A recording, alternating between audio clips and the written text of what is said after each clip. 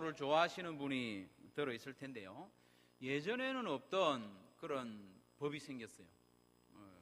비디오 판독 혹은 심판 합의 판정, 챌린지라고 부르기도 하는데, 심판이 어떤 판정을 내렸을 때 그게 불만이 있을 경우에 재심을 요청하는 거죠. 그러면 문제가 되는 순간의 영상을 어떻게 봅니까?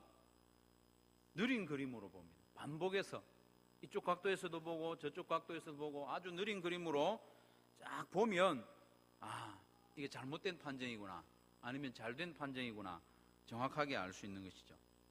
예전에는 그런 말이 있었습니다. 오심도 경기의 한 부분이다. 그래서 심판의 권위로 항의를 잠재우던 때도 있었습니다. 중요하고 재밌는 장면은 다시 보기도 하고 느린 화면으로 보기도 합니다. 느린 화면으로 보면 그 상황의 진행을 자세하게 정확하게 알 수 있는 것이죠. 하나님께서도 우리에게 뭔가 중요한 사실을 정확하게 전해주실 때 종종 반복해서 말씀하시기도 합니다. 반복해서 말씀하시기도 하고 때로는 천천히 느린 그림으로 말씀하시기도 합니다. 지난주일에 말씀드린 대로 사도행전 9장, 10장, 11장은 느린 화면에 해당됩니다.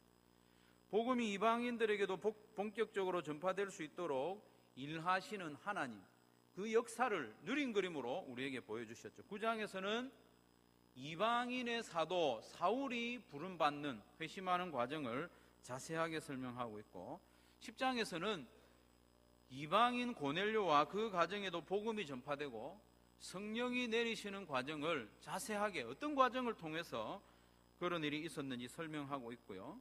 11장에서는 오늘 우리가 읽은 대로 그 내용을 다시 한번 보여줍니다. 다시 보여주고 천천히 보여줍니다.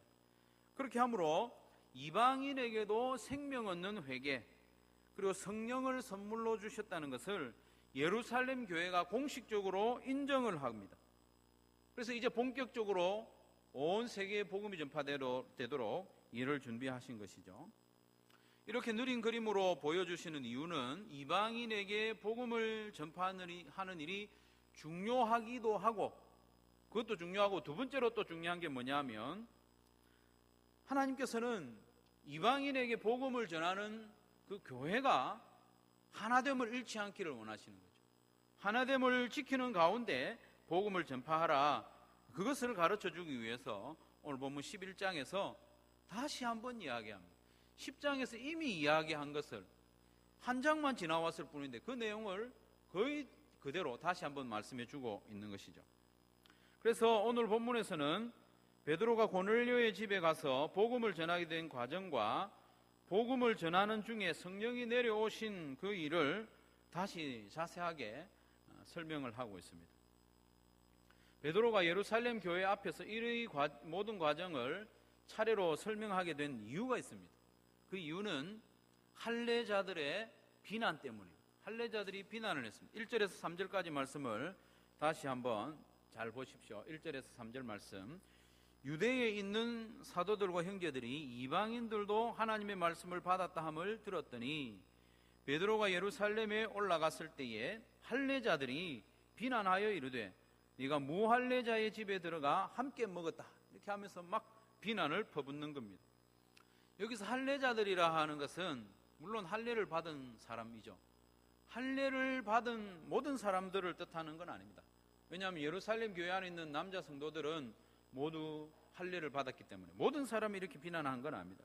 그 중에 구원과 관련해서 율법, 특별히 할례, 이것을 받아야 구원을 받을 수 있다라고 주장하는 율법주의자들이 있었습니다. 그 율법주의자들이 베드로가 무할례자의 집에 들어가서 함께 식사하고 교제한 이것은 심각한 죄라고 비난을 하며 따지고 드는 것입니다.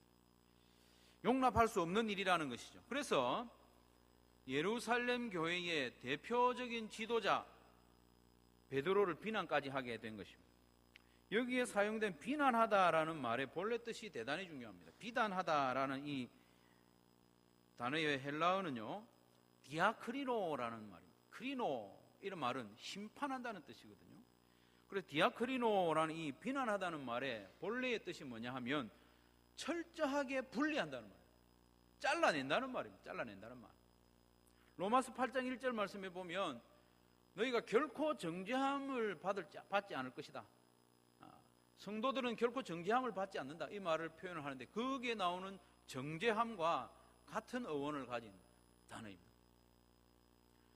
할례자들은 지금 베드로에게 좀 항의하는 수준이 아닙니다. 당신이 왜 그랬습니까?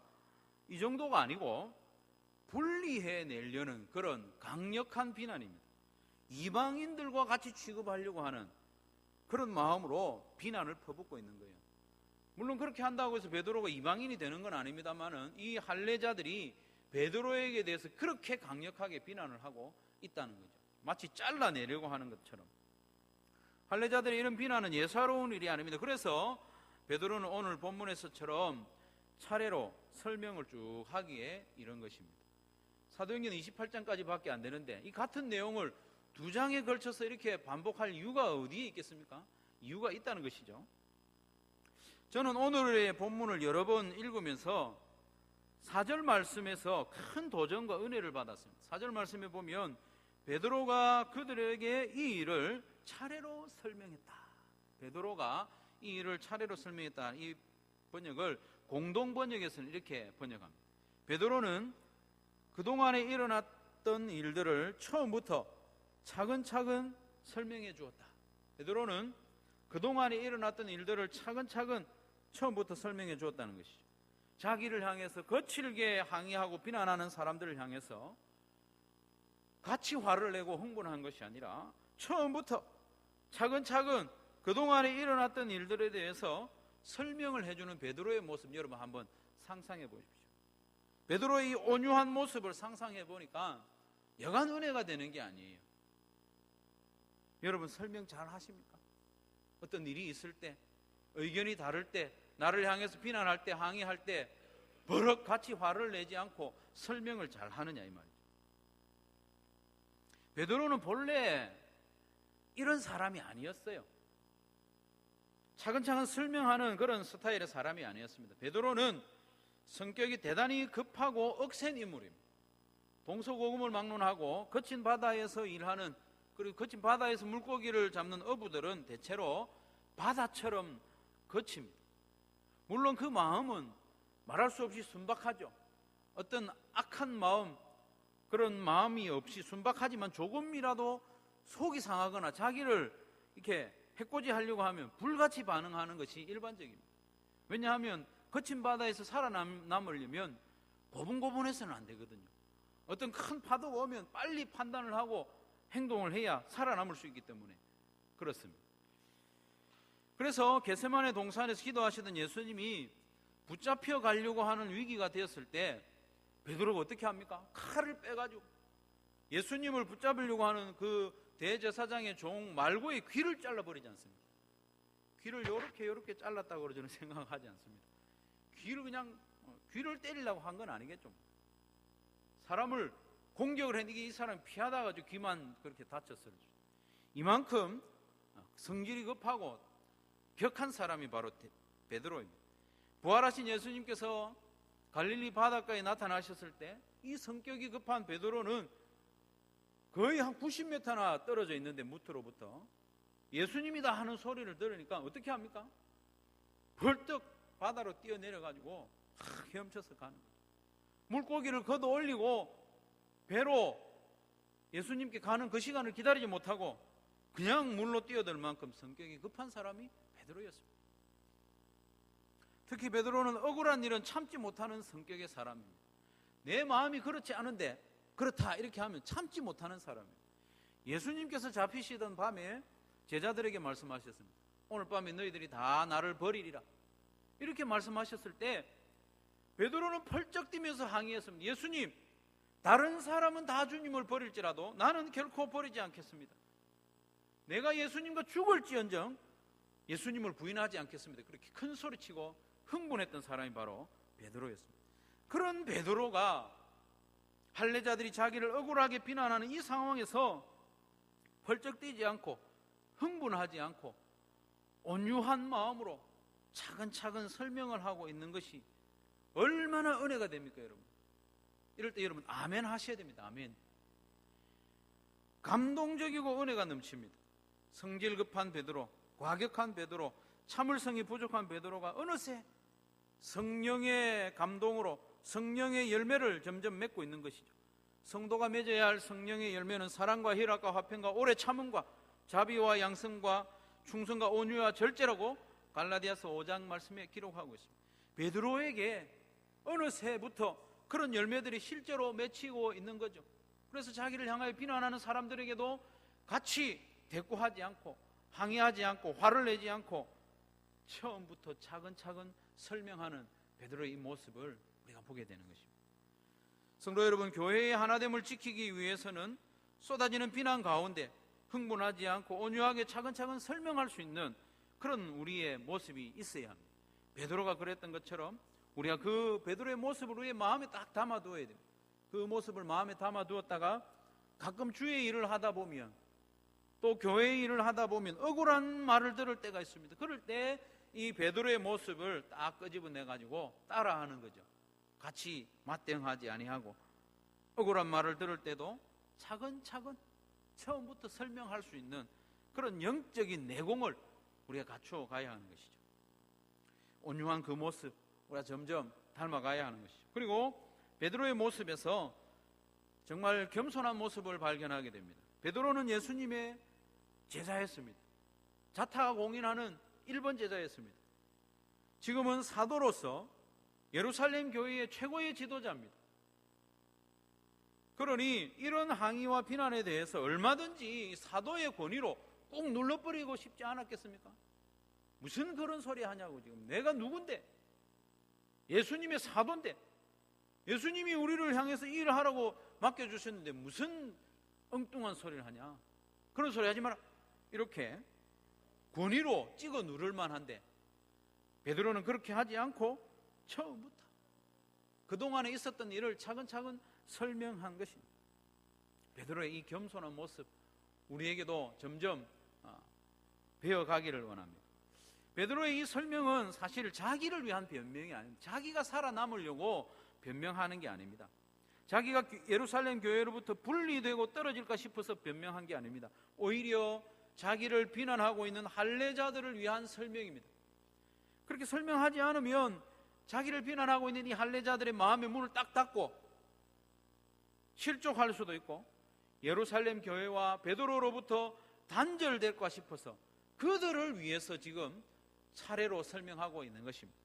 더욱 중요한 이유는 고넬료를 비롯한 이방인 교회가 주님의 교회로부터 나누어지지 않게 하기 위해서 이방인 교회도 주님의 교회다, 그것을 잘 설명하기 위해서 지금 이런 모습을 보여주고 있는 것입니다. 사랑하는 성도 여러분, 버럭 화를 잘 내고 흥분 잘하는 사람은 교회의 하나됨을 지켜내기가 참 힘이 듭니다. 거창하게 교회의 하나됨까지 갈 것도 없이 가정의 하나됨도 지켜내기가 힘이 듭니다. 사람이 성내는 것이 하나님의 의를 이루지 못한다고 야고보서 1장에 말씀하고 있고, 잠언 15장 18절에도 분을 쉽게 내는 자는 다툼을 일으켜도 노하기를 더디하는 자는 시비를 거치게 한다고 우리에게 말씀하고 있지 않습니까? 성도 여러분, 흥분을 하거나 분을 내지 않고 차근차근 설명할 줄 알아야 돼요. 이것이 힘입니다. 힘.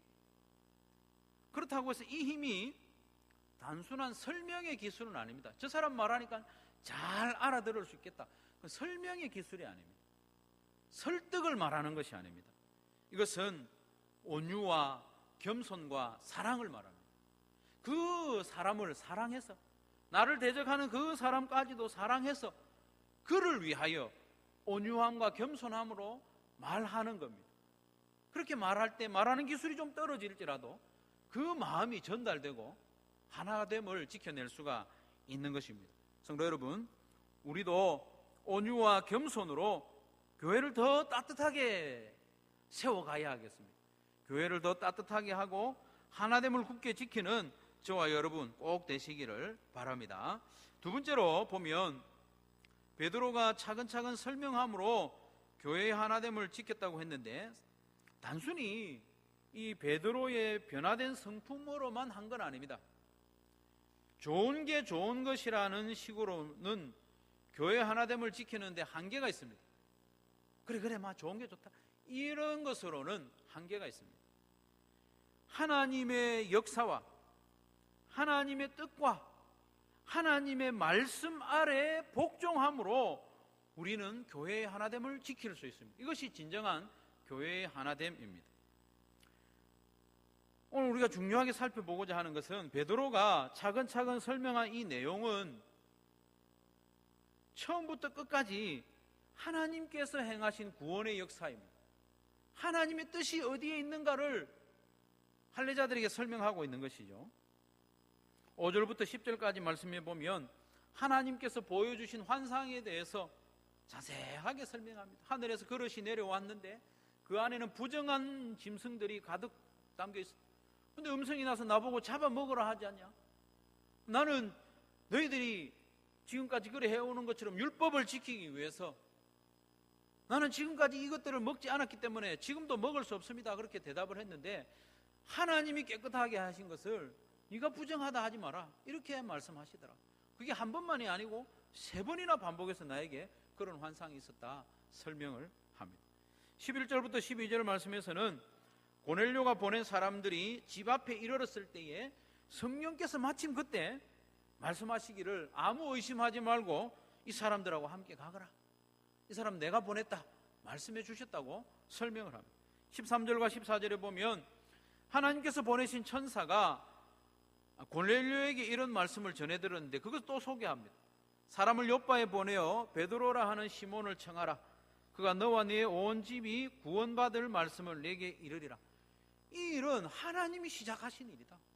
하나님이 고넬료에게도 환상을 보여주셨고 이렇게 말씀하셨다. 15절부터 17절까지는 결정적으로 하나님께서 이방인 고넬료와 그의 가족들에게 행하신 구원의 역사를 설명을 합니다. 베드로가 하나님의 말씀을 전하기 시작했을 때 성령이 이방인 고넬료와 그의 가족들에게 내려오셨다고 증언을 합니다. 바로 그때 예수님의 말씀이 나는 생각이 나더라. 예수님이 우리에게 그렇게 말씀하셨는데 요한은 물로 세례를 베풀었지만 너희는 성령으로 세례를 받으리라. 이들이 세례를, 이방인인 이 고넬료가 성령이 내릴 때 이 성령으로 세례받는 그것이 내게 확신이 되었다. 그러면서 힘주어 말하기를 하나님이 우리가 주 예수 그리스도를 믿을 때에 주신 것과 같은 선물, 성령을 선물로 그들에게도 주셨으니 내가 누구이기에 하나님을 능히 막겠느냐. 이건 내가 한 일이 아니고 하나님이 행하신 일이기 때문에 나는 막을 수 없다. 이 모든 일은 하나님께서 행하신 일이고 하나님께서 친히 계획하신 일이라는 것을 강조하고 있습니다. 이것이 하나님의 뜻이다. 내가 누구이기에 하나님을 능히 막겠느냐. 베드로의 이 마지막 말에는 단호함이 들어있습니다. 단호함. 온유함으로 시작했던 이 베드로의 설명이 하나님의 뜻에 대한 단호함으로 마치고 있는 것입니다. 그랬을 때에 베드로를 힐난하든 비난하던 할례자들도 하나님의 뜻에 복종하게 되는 거죠. 하나님의 뜻과 하나님의 말씀에 복종하며 받아들입니다. 18절 말씀 우리가 같이 한번 읽겠습니다. 시작.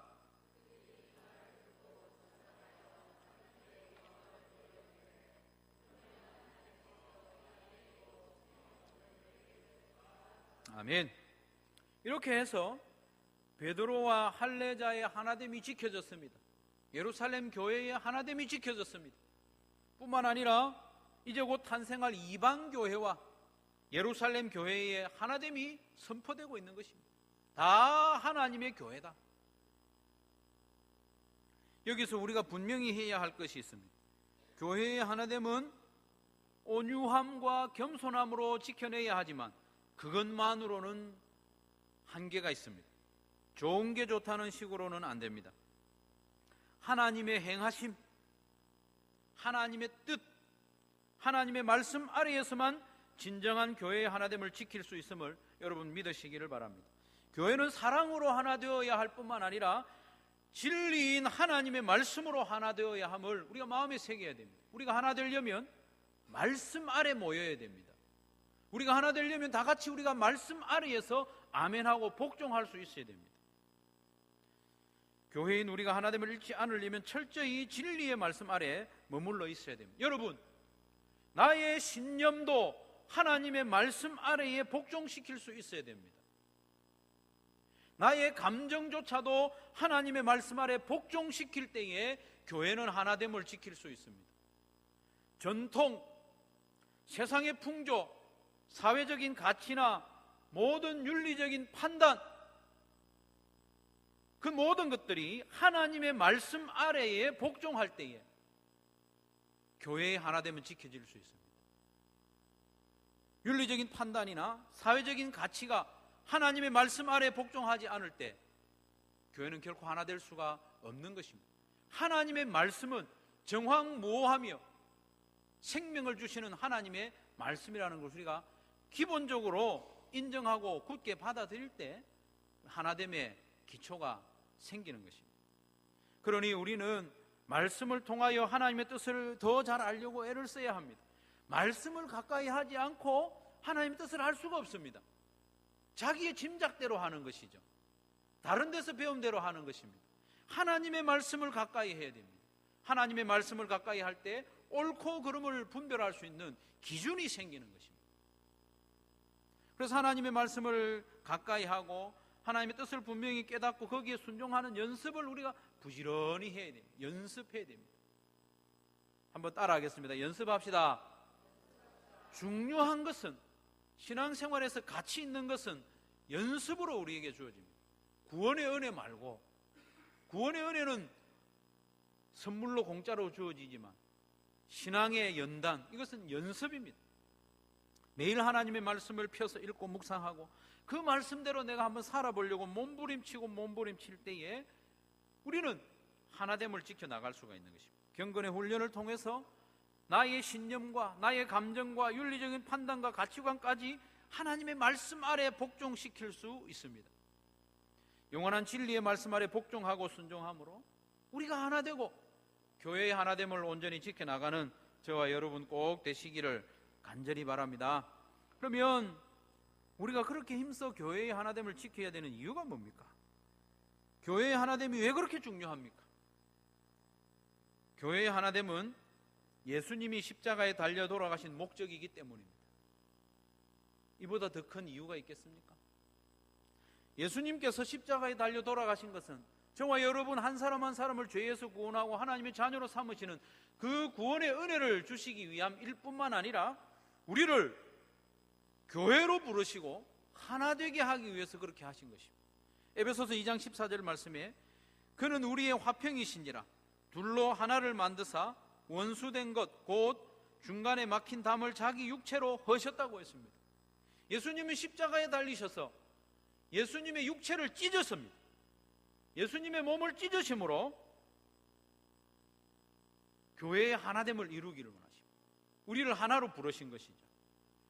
에베소서 1장 22절 외에 여러 곳에서 교회는 예수님의 몸이고 예수님은 교회의 머리라고 말씀하고 있습니다. 그러니 교회가 하나 되어야 되지 않겠습니까? 우리의 머리가 예수님이신데 머리가 하나이면 몸도 하나이어야 하지 않습니까?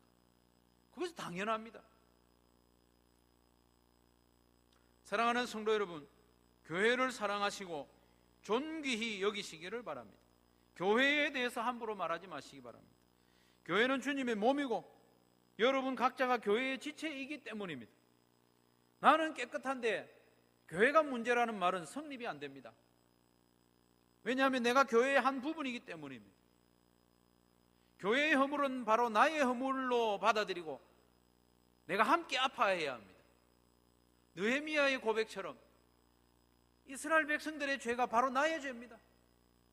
하나님께서 이스라엘을 완전히 멸망시키고 하나님께서 임재하시는 성전까지 파괴하신 그 심판의 죄는 그들의 죄가 아니고 바로 나의 죄입니다.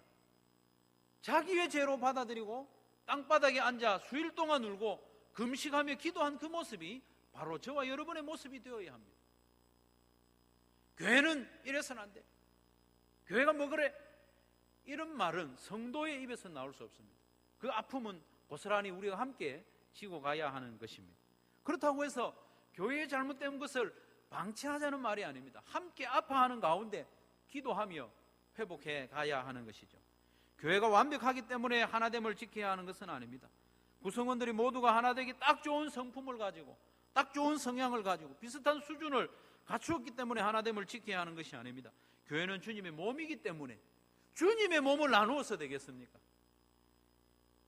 교회 머리이신 예수님께서 그토록 원하시는 일이기 때문에 십자가를 지시고 예수님이 육체를 찢으시기까지 교회의 하나됨을 원하셨기 때문에 우리는 교회의 하나됨을 목숨 바쳐 지켜내야 하는 것입니다.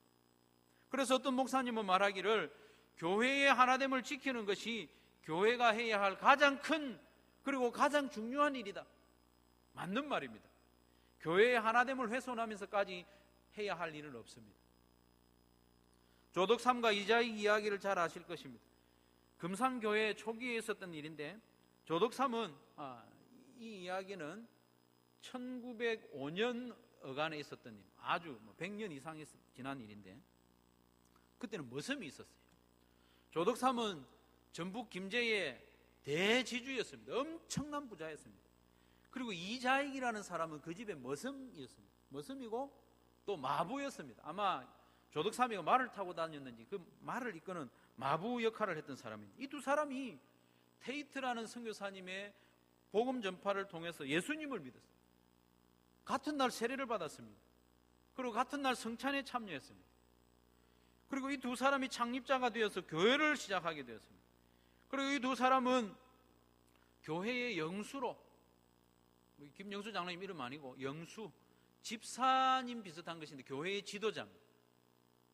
봉사도 하고 영수로, 교회의 영수로 충성되게 교회를 섬기는 가운데 교회가 점점 성장하는 거예요. 그래서 1909년에 장로를 한 사람 선출을 하기로 했는데 놀랍게도 조덕삼 이 대지주가 선출된 게 아니고 머슴, 나이도 한참 어린 이자익이가 장로로 선출된 거예요. 그러니까 이 투표를 한 사람들이 자기가 투표를 해놓고도 웅성웅성 하는 거예요. 이 교회가 지금 큰일 났다, 교회가 나누어지게 생겼다, 시험에 들게 생겼다, 우왕좌왕할 때 조덕삼 영수는 손을 들고, 그것도 벌떡 일어나고 자기 마음대로 말한 게 아니고 손을 들고 발언권을 얻어서 정중하게 성도들에게 이렇게 말을 했습니다. 이 결정은 하나님이 내리신 결정입니다. 우리 금산교회 교인들은 참으로 훌륭한 일을 해냈습니다. 저희 집에서 일하고 있는 이자익 영수는 저보다 신앙의 열의가 대단합니다. 나는 교회의 결정에 순종하고 이자익 장로를 받들어 열심히 교회를 섬기겠습니다. 나이도 많고 자기는 주인이고 이자익은 머슴인데 이런 고백을 하고 교회의 하나됨을 지켜낸 것입니다. 실제로 조덕삼 영수는 이자익을 장로로 존경하고 순종했습니다. 아직 어린 사람이지만 그 후에 당연히 조덕삼도 장로로 선출되어 함께 섬기게 되었는데 섬기다 보니까 이 조덕삼 장로가 이자익 장로를 신학 공부를 시키고 싶은 거예요. 그래서 자기가 모든 뒷바라지를 하고 평양신학교에 보내서 공부를 다 마치고 목사 안수를 받게 합니다. 그리고는 자기가 섬기고 있는 이 금산교회에 청빙을 해서 담임 목사로 청빙을 해서 함께 너무나도 귀하게 섬겼다는 거죠. 이 두 가문은요 지금까지도 너무나도 좋은 관계로 서로 사랑하고 서로 존중하는 관계로 아직까지 그렇게 하고 있습니다. 이것이 가능했던 것은 교회는 주님의 몸이기 때문에, 교회의 하나됨은 생명 바쳐 지켜낼 것이라는 것을 알았기 때문에, 반대로 이와 비슷한 일 때문에 교회가 깨진 일도 있습니다. 곤단골 교회라는 교회가 있습니다. 이름부터 조금 그렇죠, 골 때리게 들리죠. 곤단골 교회. 이 교회도 비슷한 시기에 있었던 교회인데 아주 중요한 교회입니다. 이 교회는 양반도 나오고 양반 중에서는 고종 황제의 족한과 친척까지도 나오는 그런 대 세력을 가진 양반이 이 교회에 나오고, 그 외에 또 많은 사람이 어떤 사람이 있는가 하면 백정들이 이 교회에 많이 나온 거예요. 요즘하고는 다릅니다. 100년 전에 백정은 사람 취급을 못 받았어요. 이름도 없어요. 박씨. 함께 예배를 못 드리는 거예요. 결국 교회가 쪼개졌습니다. 백정들만 모이는 교회, 양반들만 모이는 교회. 물론 나중에는 교회가 하나가 되긴 했습니다만 여러 가지 아픔과 고통 가운데 그런 결정이 있었습니다만 신분 때문에 교회가 쪼개지는 일도 있었습니다. 그러나 그 신분의 차이를 극복하고 교회의 하나됨을 지키는 아름다운 모습도 우리의 역사에 있었지 않습니까? 금산교회의 모습을 보면서 우리는 들을 때마다 마음에 감동이 됩니다. 하지만 사실 오늘 본문에 나오는 이 교회의 하나됨이 더 놀라운 사실입니다. 양반과 머슴 그 두 사람이 한 교회에서 신앙생활 하는 것보다 철저한 이 할례주의자들, 유대주의자들, 율법주의자들이 이방인들도 하나님의 백성이 될 수 있다, 그것을 받아들이는 건 더 힘든 일입니다. 그러나 하나님의 역사가 선포되었을 때 저들도 하나님께서 구원 얻는 회개를 선물로 주셨구나 받아들이게 된 것입니다. 사랑하는 성도 여러분, 교회의 하나됨은 우리의 사명입니다. 교회의 하나됨은 영혼 구원하여 제자 삼는 교회가 되는 동력이 되는 것을 오늘 본문 이후의 말씀이 우리에게 가르쳐주고 있습니다. 오늘 본문 뒤에 본 말씀에 보면 안디옥 교회가 세워지고 그 교회가 세계 선교를 감당하는 역사가 이어지지 않습니까? 이방인들도 우리와 같이 한 교회라는 것을 인정하고 나니까 이 일이 일사천리로 힘있게 진행될 수가 있는 것입니다. 사도행전 15장에도 보면 율법주의자들이 또 교회를 분란시키는 일이 또 나옵니다. 1차 전도 여행을 다녀오니까 안디옥 교회가 또 일이 퍼진 겁니다.